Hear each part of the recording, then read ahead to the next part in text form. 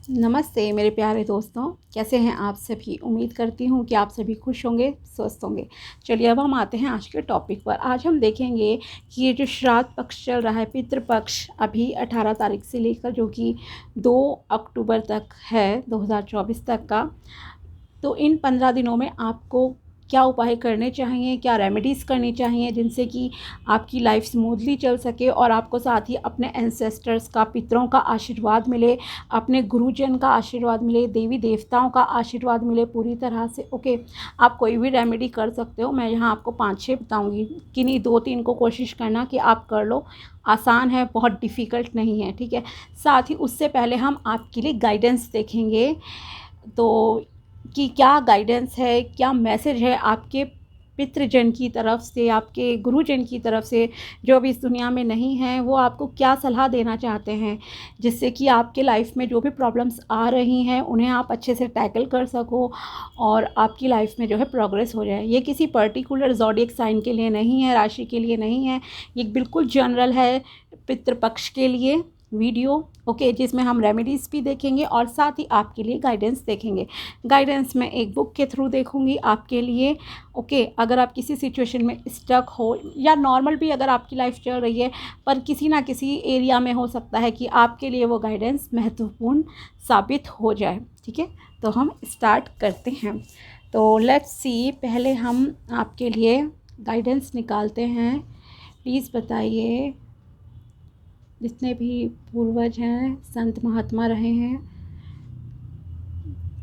कहीं पर भी, कभी भी, प्लीज़ बताइए जो मेरे व्यूअर्स हैं उनके लिए क्या गाइडेंस है, उनके लिए क्या गाइडेंस है, उनके लिए क्या गाइडेंस है इस पितृपक्ष के लिए, जो कि 18 सितंबर से लेकर 2 सितंबर तक चलेगा। प्लीज़ बताइए क्या गाइडेंस है।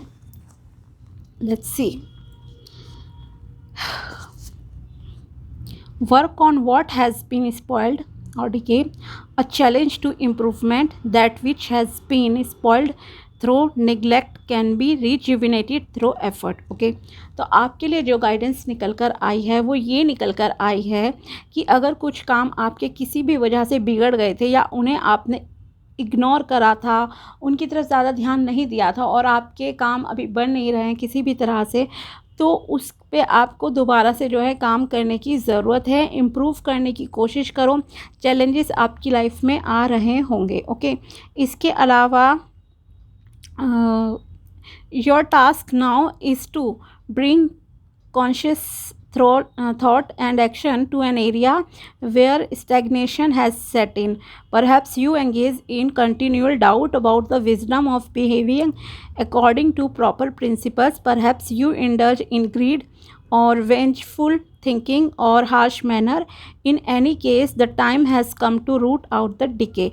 अगर किसी भी तरह के आपकी बाधाएं आ रही हैं, डिलेस काम में चल रहे हैं, तो एक तो क्या है, आप का जो बिहेवियर है उसमें शायद आपने अपनी विजडम का ज़्यादा यूज़ नहीं करा, कहीं आपको लालच का रहा, कहीं आपका जो बिहेवियर है वो बहुत ही हार्श रहा है लोगों के साथ।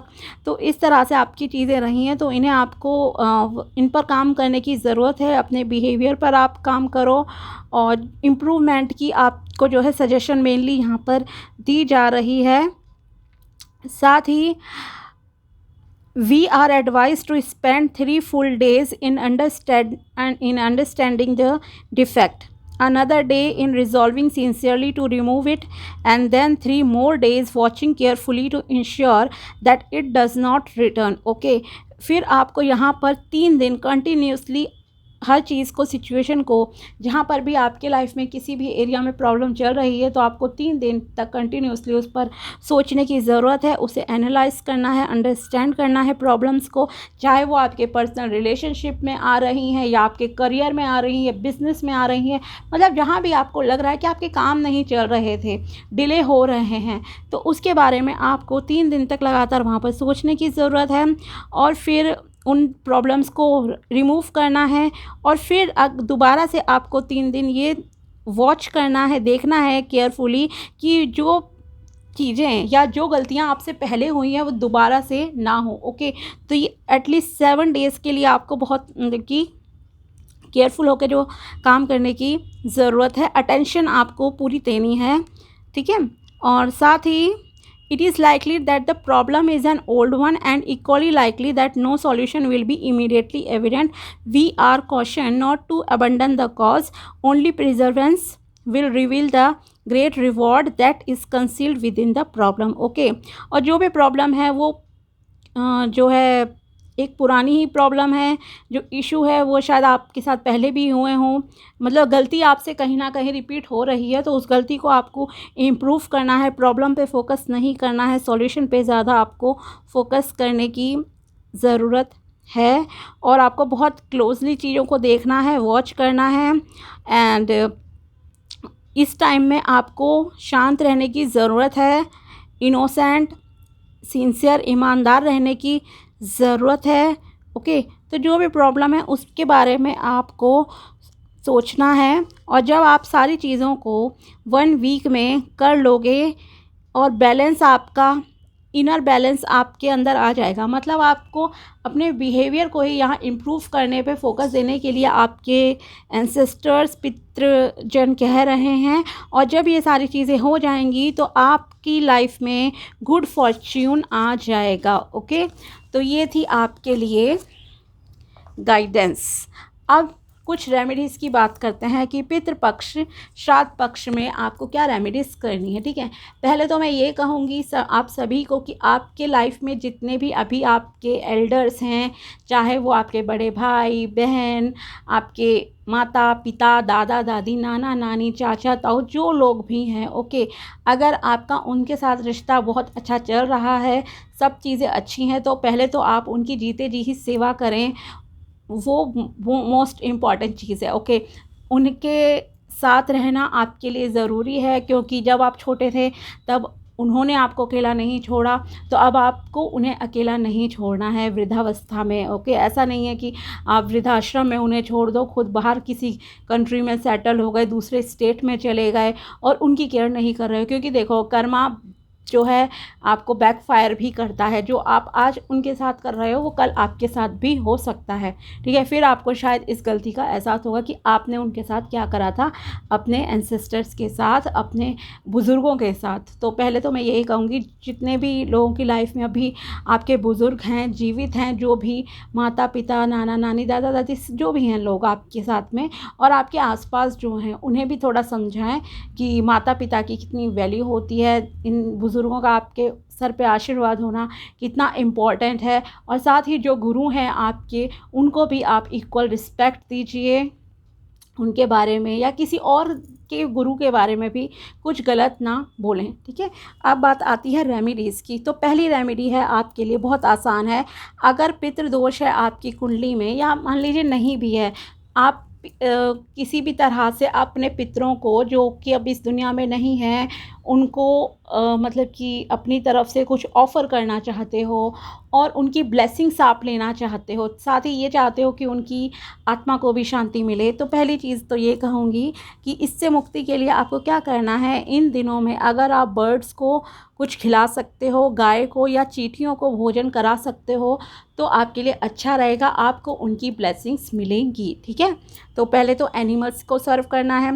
दूसरा है आपके लिए पीपल के पेड़ पर जल चढ़ा सकते हो डेली, तो वो भी अच्छा रहेगा, ख़ास करके अगर आपको अपने वंश को आगे बढ़ाना है तो।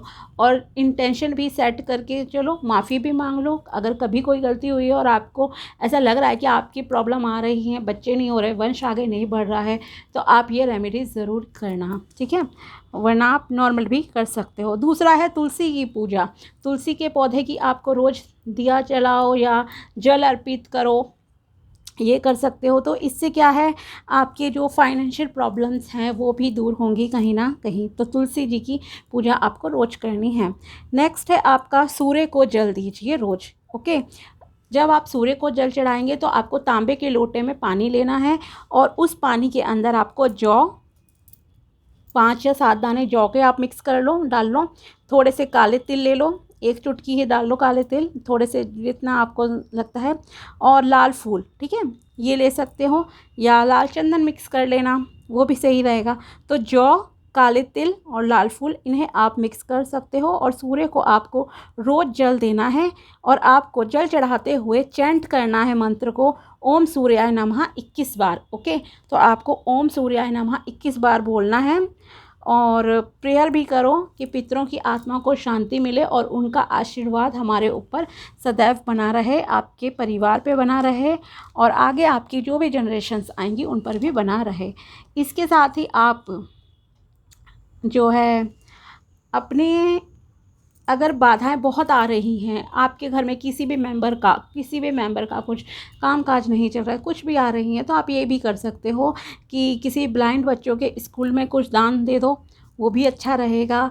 या फिर किसी ज़रूरतमंद को राशन दे दो थोड़ा सा, एज़ पर योर कैपेसिटी। लेकिन वो कैसे देना है आपको, अपने घर के हर एक मेंबर से आपको कुछ रुपए कलेक्ट करने हैं, जितना जो दे दे, ठीक है। ज़बरदस्ती नहीं है कि आप किसी से ज़्यादा मांगो, जो अपनी कैपेसिटी से है सारे मेंबर्स से ले लो पैसे और क्षमता के हिसाब से आप जो है राशन जो है किसी ज़रूरतमंद इंसान को दे दो, तो आपके लिए अच्छा रहेगा, ठीक है। और सूर्य को जल चढ़ाते समय एक और चीज़ आपको ध्यान रखनी है, क्योंकि ये आप अपने पितरों के लिए चढ़ा रहे हैं, तो आप जब जल चढ़ाओगे तो आपका फेस साउथ डायरेक्शन की तरफ होना चाहिए। आपको साउथ डायरेक्शन की तरफ देखते हुए जल चढ़ाना है, जल अर्पित करना है। ओके, और एक चीज़, रोज़ आप जो है दिया ज़रूर जलाओ, सुबह चला लो, शाम को चला लो, दोनों टाइम चला सकते हो तो दोनों टाइम चला लो दिया, बहुत अच्छा रहेगा। वो दिया आपकी इंटेंशन होनी चाहिए कि वो आप पितरों को जो है उनके लिए चला रहे हो, उनके आत्मा की शांति के लिए। और जो भी आपके किसी भी और पूर्वजों ने अगर कभी कोई गलती की थी इस तरह की, उनको सताया था, उनकी सेवा भाव नहीं की थी, कुछ भी तरह से अगर, या वृद्धाश्रम में मान लीजिए किसी ने किसी को छोड़ दिया था, उनकी हेल्थ की केयर नहीं की थी, किसी भी तरह से अगर किसी ने ऐसा कुछ करा है और आपको ये भी पता है कि आपकी कुंडली में जो है पितृदोष लगा हुआ है, तो भी आपको ये रेमेडीज़ में से एटलीस्ट 2-3 आप ज़रूर सेलेक्ट कर लेना। जैसे कि बर्ड्स को खिलाने वाले दान वाली चींटियों को खिलाना, वो वाले आप कर सकते हो, आसान है। तुलसी का पौधा मोस्टली लोगों के घर में होता है, आप उसकी पूजा रोज़ कर सकते हो, वहाँ पर दिया जला दो, ठीक है, डेली, और जल चढ़ा दो, वो आपके लिए अच्छा रहेगा। सूर्य को जल वाला भी आपका आसान है, और जो आपको मंदिर में जलाना है दिया, वो भी आप अपने जो है उनके लिए अलग से दिया जलाने की जो है कोशिश कीजिए डेली, तो आप पर पितरों की कृपा भी बनी रहेगी अपने। और ये जो श्राद्ध चल रहे हैं, आप देखना कि आपकी प्रोग्रेस होकर ही रहेगी, हर तरह से हर फील्ड में आपको सक्सेस मिलेगी। और जो गाइडेंस आई है, आपको कहीं ना कहीं खुद में इम्प्रूवमेंट की ज़रूरत है। अगर आपका बिहेवियर बहुत हार्श है तो प्लीज़ आप उसे ठीक कर लो। अगर आपका बिहेवियर, आपको लगता है कि यस मेरा बिहेवियर तो बहुत अच्छा है, मैं तो ऐसा नहीं हूँ इंसान, या ऐसी नहीं हूँ, ना मेरे अंदर जेलसी है, ना ही ग्रीड वाली भावना है, कुछ भी नहीं है, अगर आपको लगता है ऐसा, तो देन आप प्लीज़, जो भी आप, अगर फिर भी आपके काम नहीं बन रहे हैं, तो आप अपने देखिए कि आपसे क्या गलती किस काम में हुई है, क्या आपने किसी चीज़ को मिसअंडरस्टैंड करा, खास करके रिलेशनशिप के मामले में अगर कुछ प्रॉब्लम्स आ रही हैं। और अगर करियर में आपको बार बार मतलब कि प्रॉब्लम्स फेस करनी पड़ रही हैं, तब आप उन प्रॉब्लम्स को देखो कि दोबारा क्यों गलतियां आपसे हुई हैं, क्योंकि वो गलती ऐसा नहीं लग रहा कि फ़र्स्ट टाइम की है जो गाइडेंस आपके लिए आई है। तो वहाँ आपको पेशेंस की ज़रूरत है, सिंसियर रहना है, काइंड हार्टेड रहना है, और जो 7 दिन के लिए आपको बहुत ध्यान से अब एक जगह पे फोकस करना है, जिस एरिया को आप सुधारना चाहते हो अपनी लाइफ की, ठीक है। तो ये थी आपके लिए गाइडेंस और रेमेडीज़ इस पितृपक्ष श्राद्ध के दिनों के लिए। अगर वीडियो पसंद आया हो तो लाइक ज़रूर करना, and also subscribe my channel. मिलते हैं आपसे नेक्स्ट वीडियो में, तब तक के लिए बाय, टेक केयर, अपना ध्यान रखना।